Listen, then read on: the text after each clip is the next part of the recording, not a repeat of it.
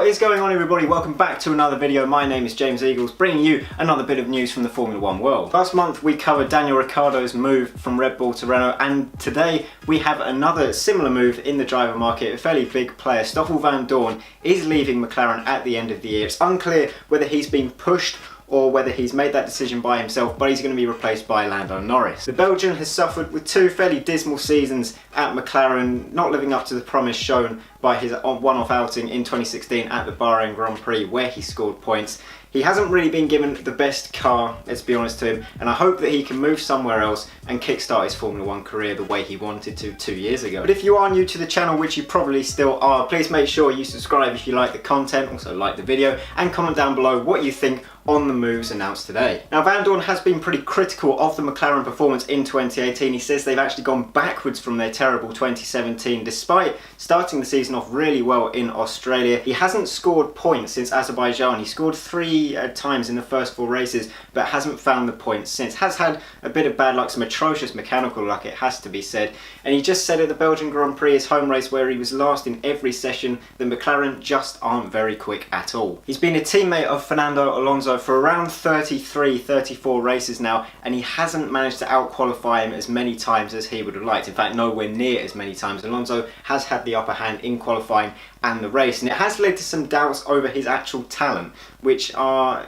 rather silly in my opinion, because he is a GP2 champion. He was a record GP2 champion at the time in 2015, and he did very well on his one-off appearance in Bahrain in 2016, managing to outrace Jenson Button and score points. But on to some statements. Zak Brown, the McLaren CEO, did say that they haven't given Vandoorne the right tools to showcase his potential, which means that there is something to his claim.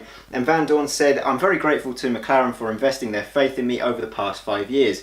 Whilst we haven't achieved the success we'd all hoped for, I've really enjoyed the past 2 seasons racing for McLaren, and I have a great relationship with everyone in the team.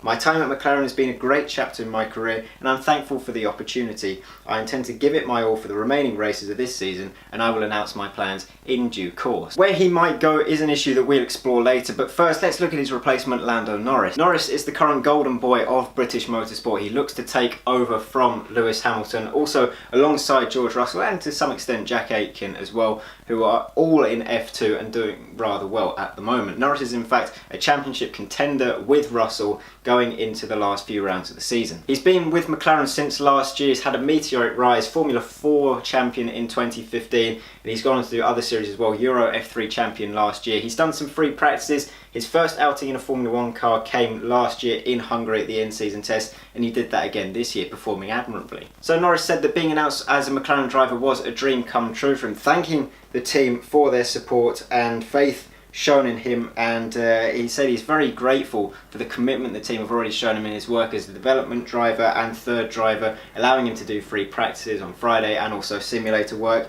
But he said, "For the remainder of 2018, my focus remains firmly on the F2 Championship. My objective is to win the title. I'll be working very closely with McLaren at every opportunity to give myself the best preparation for next year." There was a bit of speculation over the British teenager's future. Would he go to Toro Rosso maybe, as that seat is still fully up for grabs? Both seats are now fully up for grabs now that Gasly has left, and there's a massive toss-up for who will get the last seat. Hartley, Kvyat, Albon.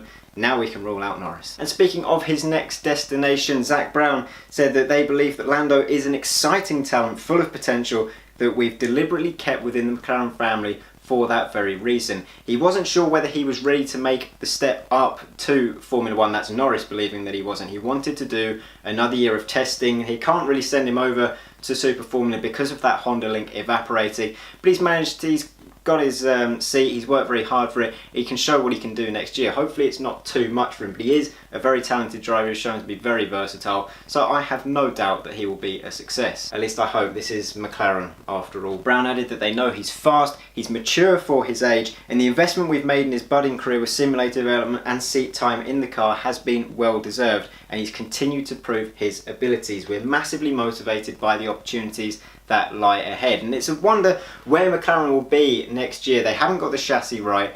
The Renault engine The customer Renault engine is notoriously dodgy. Red Bull have shown that, Toro Rosso have shown that, and now McLaren are showing that this year. Was it a mistake the way they approached Honda? Probably. I guess we'll find out with Red Bull saying to them, do what you want and we'll build around you, as opposed to McLaren's philosophy of this is what we've done, now you've got to stick to it. We end off with Vandoorne. Where's he going to go? There was a link with Sauber because of his old ART GP team principal Frederick Vasseur, someone who knows Vandoorne and is a big fan of Vandoorne. So there might be a seat at Sauber. I guess it depends on what Grosjean does, because he has, since Austria, performed much better than he did in the first half of the season, scored points, was disqualified yesterday. That was a bit of a shame, but Haas knew the floor was illegal, so what can you do about it? If Leclerc goes to Haas, there is a definite seat at Sauber. Might go to Antonio Giovinazzi, could stay with Marcus Ericsson, but Vandoorne is certainly in the mix. Let me know what you think, where will he go, and how will Norris do next year? In terms of the Italian Grand Prix review, it is coming, it will be here tomorrow.